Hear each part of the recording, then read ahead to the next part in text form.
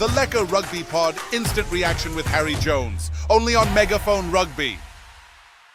Welcome to this Lekker Instant Reaction to this second test. And Harry, you're fresh off the interesting conversation with Rassie Erasmus, the man himself. Tell me about it. I'm at NBA. I'm in the DHL. The lights are still on. There's people buzzing around. There's families. Wallabies like Corey Toole had their mom and dad here, which is cool to watch them.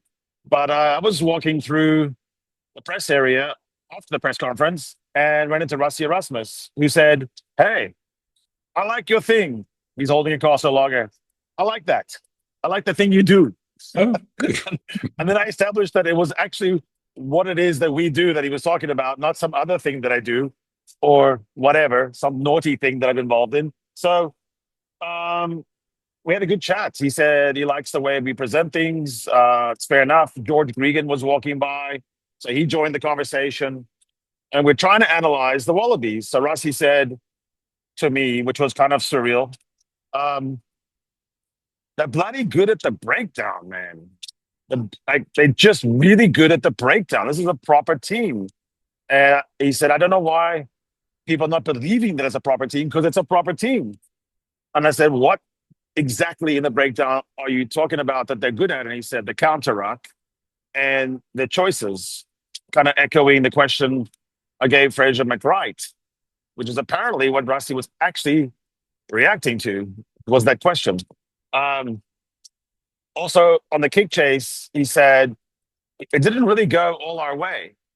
And he was impressed with how they're scrambling and how they're going for the 50-50s. George Gregan, the famous Wallaby scrum off, was saying that both teams suffered some really crucial injuries. And Rassie was saying, yeah, but it's not an excuse, but for sure, we had a plan for this match, and it really got disturbed. I didn't say at that moment, well, if you'd had Evan Ruiz on the bench at number 8, it might have solved it. But it was telling that Andre Esterhuizen was on the sideline with Dwayne Vermeulen, getting sort of extra coaching right when he ran in to stop a maul, which he obviously couldn't help do. It wasn't his fault. And so we had this mismatch thing. I asked Rassie, do you think that in the move to find the right combinations, they kind of caught us right in the middle of it, you know? Like right when we're trying to find the back three, you just keep having different back threes. You have Edville, you have Kanan, you have Cheslin, you have Fassi, you have Willemse, you have Sasha. And given that we use our 8s to hold back and do kick return, Andre as well, 10. And he said, no, that's fair enough. But he also said the track itself was extremely perilous, which echoed what I heard from Harry Wilson, who came up and said hi before the match. We know each other. And he said there wasn't really a layer underneath. Like, it was cut so short. I wish I could go on the field and show it to you, but it's scalped. And so what happens is when you have this much rain and the water runs underneath, it's all running towards the sea, right? In various underground rivers and also some big rivers. And it just took away the grip. So I think there was a lottery there on the breakdowns, the kick chase. That's what Rassie was referring to. I said, Rassie, what's the main emotion you're feeling now? I was in the press conference and we didn't really get into that exact issue. And he said, relief. I'm relieved. And I said, I saw you walking before the match. And you were kind of alone in the middle of the pitch. And there was this massive crowd. And I just thought, are you thinking, geez, if I lose this one, the knives are going to be out? And he said, you're only as good as your recent matches. Happy was hanging out with Jesse Creel, who was also very relieved. I overheard him telling Skalkberger right next to me also that it was a really proper test match, that the Wallabies are a real team. Joe Schmidt has them fighting like dogs, which appeared to me that Skalkberger was agreeing with. So yeah, it's interesting test because a lot of when it was halftime, I actually thought at Oranges, they thought, geez, it's 2010, but I feel like it's better than 22-5. And then I wondered, well, why is that? I was asking Tim Cocker of Egg Chasers. He's right next to me right now. And he said, it does have a feel like that. But why do you think that is? And I said, I think it's because the rugby is proper. The shape is proper. And I don't get the feeling that the Wallabies get the ball anywhere. They're just going to run it in. So I feel like the score will be matched from 2010. I feel like the final score is going to be something along those lines, some sort of ratio. Maybe they'll make up some ground, but they're not going to catch us. And that's indeed what happened, courtesy of some missed kicks, of course. But once the 8-point margin was held and established, with Andre Pollard just magisterial in the way he took on the match. And it was such a palpable feeling looking at Mani Lubbock right in front of me on the bench as he was discussing with Leroux. And I hope Billy was telling him, you know, even though you're a stranthond like me, don't always run. Sometimes just contain, box, get it into the corner. So once that 8-point margin was established, I didn't really worry. I actually thought the game was in hand. I didn't want the bonus point to be given. I didn't want there to be a bad feeling. I didn't want us to walk out of this incredible, beautiful stadium, one of the best stadiums in the world. And I've been everywhere in terms of everything, the way it's designed, the way the food, the merch, the toilets, the media center, the vibe, the incredible spirit of the fan. I didn't want us to walk out kind of in a downer, winning by one. And so I think that's also part of the relief, is that it was a clear victory. And the worry will be that there's 9 tries given up in 2 matches to a team that hasn't really been at the top of the world. And if you look back 4 years for the Boks, maybe even 5, there's a handful of times that we've given up 4 tries or more, just a handful. And if you say 3 or more, you're looking really at the All Blacks, the French, and now you're looking at the Wallabies. So something is wrong. Something is not right with how we do scattered. Where our defensive line is staggered. We're not defending well. We're only defending well when everything is in its place and everyone's done the correct hold and the fold, and the shooters are on time. But anything that breaks down in shoot, fold, hold, drift, or scramble, and it looks like we put to the torch. And the worry there is the All Blacks will not be as kind to us as the Wallabies were, just historically, but also this year. So the 3 tries given to the Wallabies feels to me like it'll be 5 tries to the All Blacks. 6 tries conceded will be like 8 tries. So we make no mistake about it. Rassie was genuinely relieved.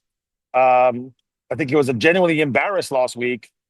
And I think he's genuinely concerned that what we have building here, if it's in the middle, if they're catching us in transition, we're about to do something new. We're not waterproof. We're not airtight.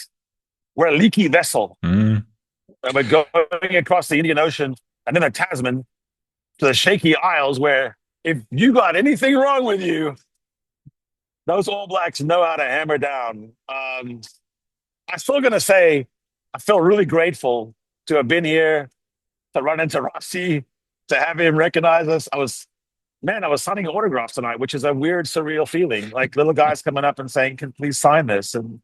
And so that's bizarre. I had to originate what my signature looked like in that moment, and I kind of went with Harry D. Jones with a lot of curls. So that's how I rolled. You said you didn't want to walk out of that stadium with a 1-point win, but I tell you what, I think, I've spoken to our esteemed WhatsApp group and separately as well, just to hear what they were saying. And the general feeling is, and I also made this the headline of the thumbnail, is should the alarm bells be ringing? We won, we might be relieved, but I mean, this was very, very far from a convincing performance, don't you think? I think it was poor. I think some components, I actually ran into Victor Matfield. He was standing right next to me for a while, so I decided, who better to talk to about lineouts than Victor Matfield? So I said, what do you think is wrong with our lineouts? And he said they're chaotic. He pointed to the pivot point of the lineout where everything happens. You'll see, for those who don't know what I'm talking about there, you'll see a lock sometimes or a lifter. His back is to the thrower. And then sometimes he has to shift and pirouette. And now he's facing. And just to some extent, a lifter or a jumper, but a lot of times a lifter has to read what's about to go on and then make that choice. He said we're missing that we are reading it wrong. We're a step too late. And then it carries over into our throws as well, where it's the middle that's the problem. So I said to him, is that because we're doing changes? Do you think there's a lot of, just lack of clarity on the line out caller, the lifter, and the movement before the throw? And he said, yes, he thinks that's one of those areas of rugby where the more continuity you can have between the line out caller and the hooker and his jumper, and the jumper and the lifter. And he described it as sort of a step-by-step, like mathematics, where if you get one thing wrong in the equation, everything goes wrong.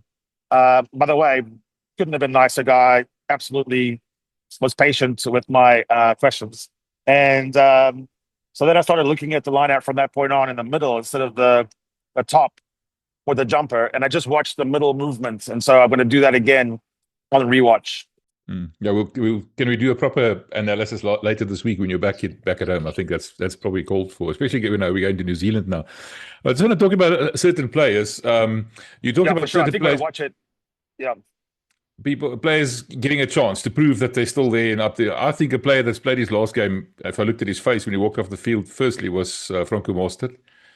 And another player that I think really did not impress for the second week in a row was Apelele Fassi. I'm probably going to get crucified for that. But the point is, those two players for me, disappointed. Let's call it that.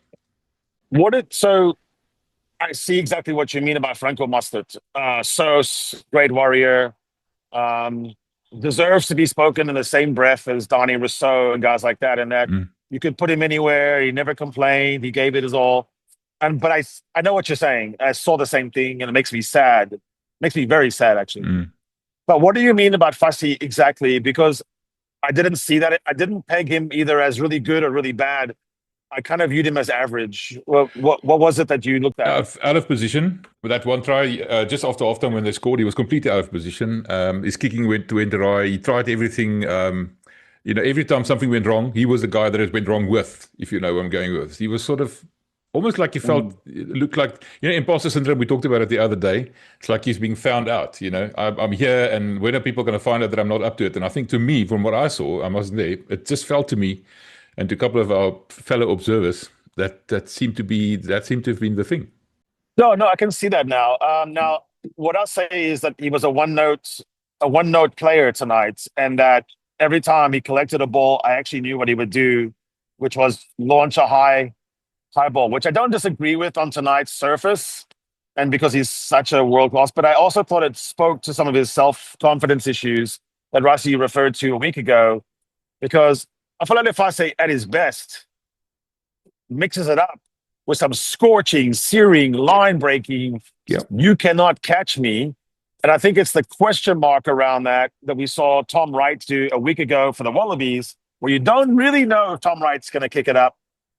You also have to wonder about, well, what if he gets a red arse? He's got an itch and he wants to go. I think Fassi has to rediscover what made him the scorer of the try of the season in the Urk, where he collected it, and the Sharks had me do sort of a play-by-play on it, and he just beat so many people up the middle because he backed his speed. On a pitch like tonight, people on defense cannot cut and load up and tackle you. So I think there was 2 occasions I saw that he didn't scorch. So I'll say that. But I also wondered, Mvia, about that, whether the lessons of Ellis Park were don't overplay. And sometimes the key to rugby nowadays is messaging to your young players in such a simple way that they get it, but they're not removing choice and discernment from them as well. Because there were just moments where I think he had his man. I think Cheston Colby was guilty of the same thing, though. So that's why I'm hesitant to sing Fassi. And I'm on the back 3. For me, it was Kane and Moody, even though I think he scored a try. I thought Kane and Moody was lazy, and I thought he didn't look for work, and it was a step late sometimes. But I'm going to rewatch that because I don't want to be too hasty. The thing with Fassi was you have to do the basics right. Like, when you do up and under, you don't kick it out on the full kind of a thing. They did it twice. Did it last week as well. Things like that. That's what I'm referring to. That deliberate charge down that he did. If he didn't do that, they would have scored because he was out of position and there was no defenders on the. I mean, that's part of his problem. That's what I'm getting at.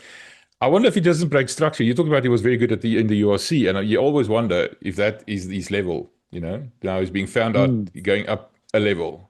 I'm just asking. It's something that I noticed. no, I'm not the expert.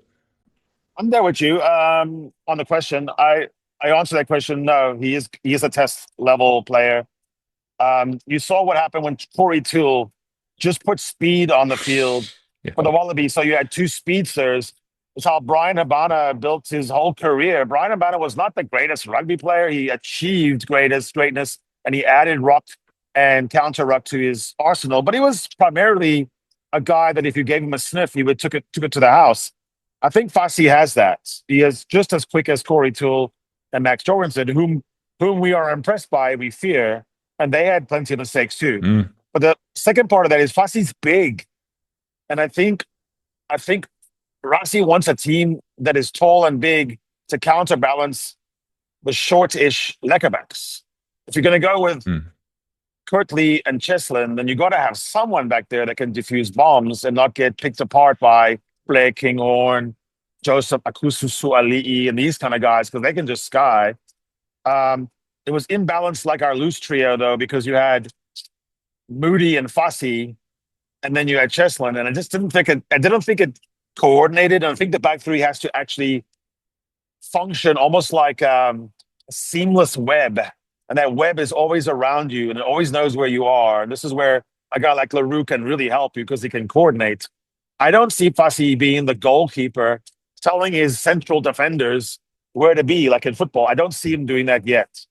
So I would say to you, I think he has points of difference on skill, but he needs to have the confidence and the rugby IQ articulated to get to the next level. Otherwise, I do stack him behind Damian Willemse, who I actually would have liked to see tonight. Oh, me too. First thing I said to you, why not Willemse? Yeah.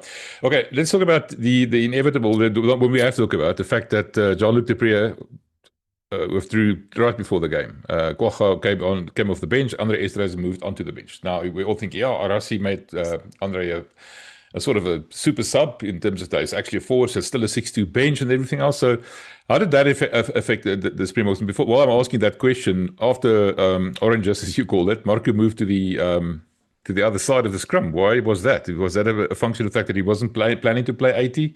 Kwagga was supposed to replace him. What happened there? You talked about Fassi and the back three not working properly because they're not used to each other. This loose trio was I don't say worse, but I mean even more so. Let's call it that. So, kind of an interesting answer to that. The predominant thing that I got told by the probably 85 people who talked to me tonight was, "Hey, Harry, we like it that you don't pretend you know something you don't know." And I didn't even know that Mark could change sides. It's very difficult to watch a game in person sometimes and know some of those positional moves. So I plead ignorance and innocence on the idea of what happened there. But on the first part of your question, I'm done with the Andre Esterhuizen as a forward experiment. Actually, I told Rassie that.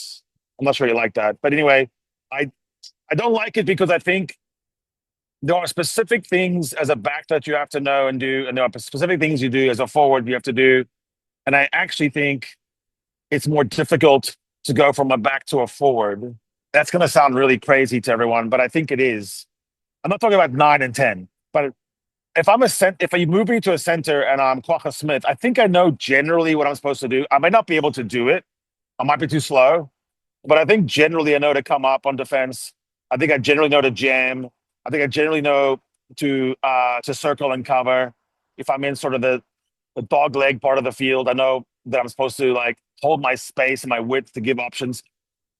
I don't know how a center can learn how to be a flank or number 8 suddenly at in the this space level of a month. It's just, there's little things that no one even thinks about until they happen. And the sheer of the maul and an elbow that's in the wrong spot. How do you free yourself? I just think you can get I think you can get pinned too easily as a back posing as a forward.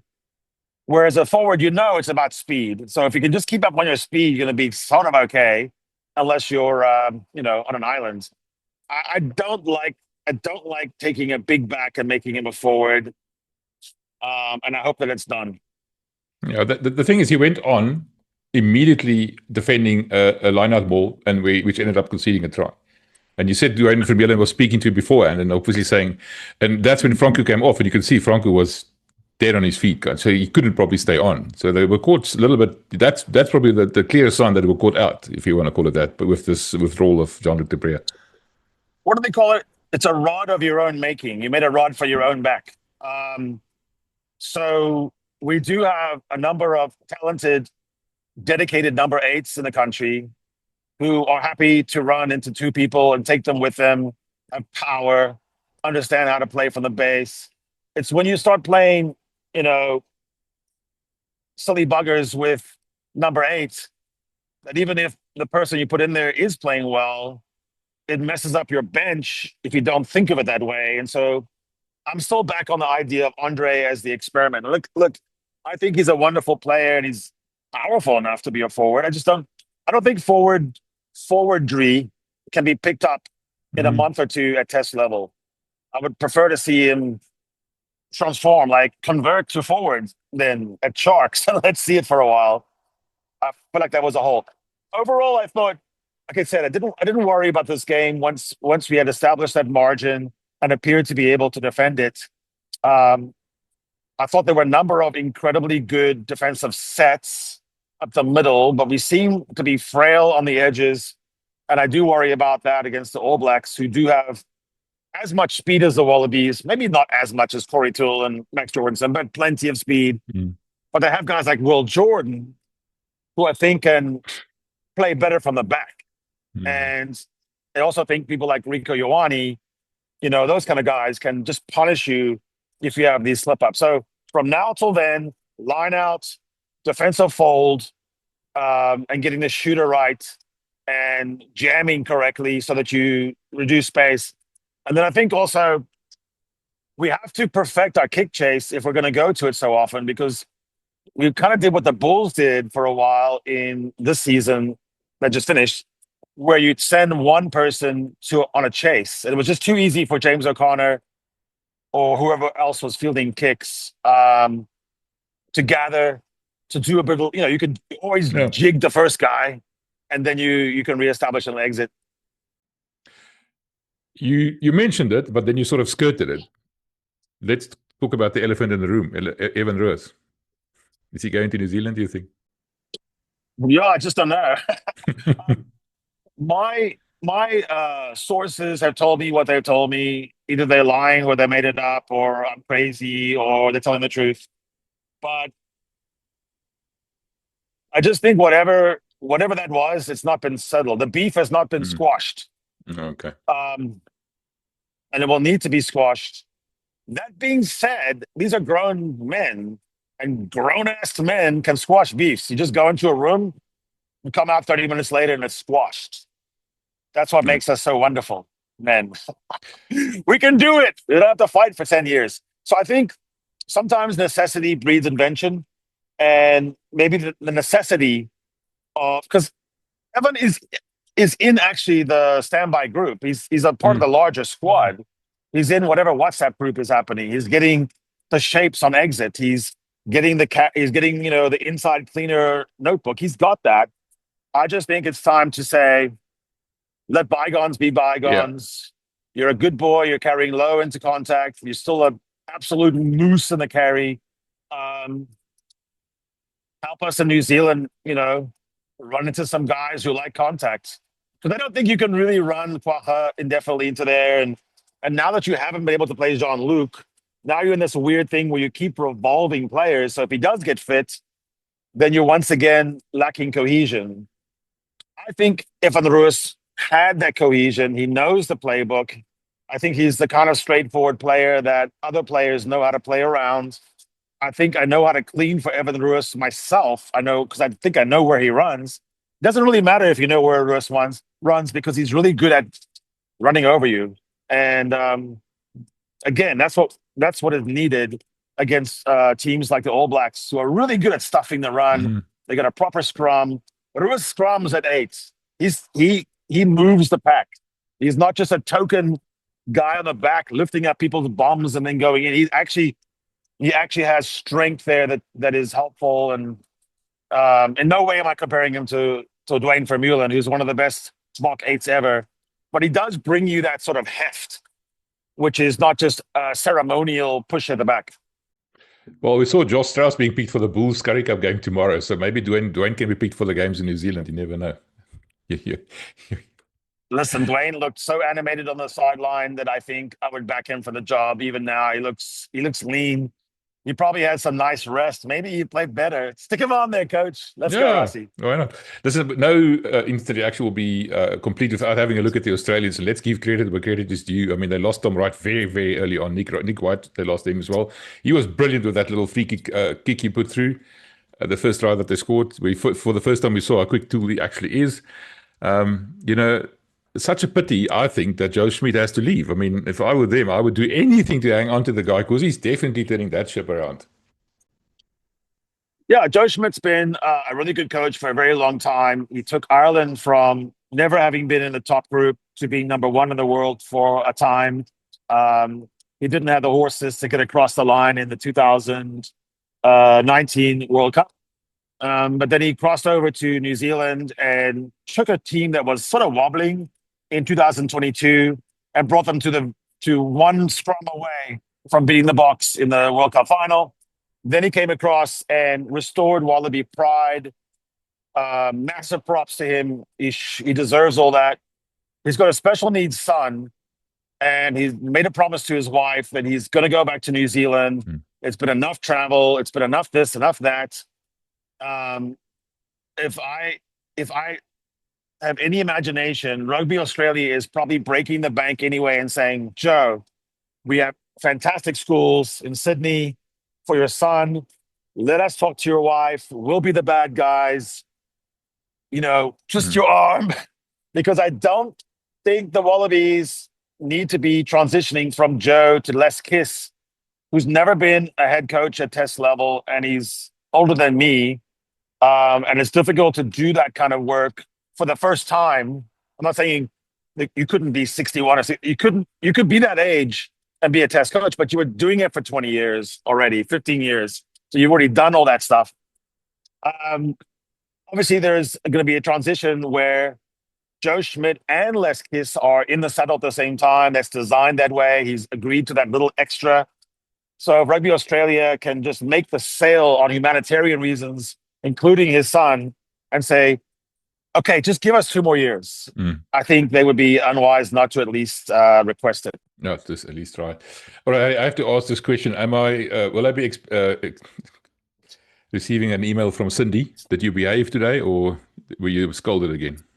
I got in trouble again. A guy came out from the pitch and he said, I'm sorry, Mr. Jones, but you're not allowed to drink a bottle of Castle Lager on camera, and you're in the shot.